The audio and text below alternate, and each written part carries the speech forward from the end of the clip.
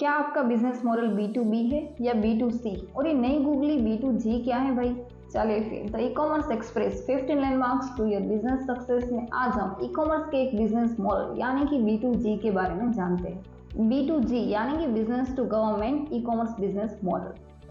B2G को हम B2PA यानी कि बिजनेस टू पब्लिक एडमिनिस्ट्रेशन या B2PS यानी कि बिजनेस टू पब्लिक सेक्टर भी बोल सकते हैं। अगर कोई बिजनेस एंटिटी गवर्नमेंट के साथ इंटरेक्ट करती है या कोई बिजनेस डील करती है तो उसे कहते हैं B2G e commerce business model.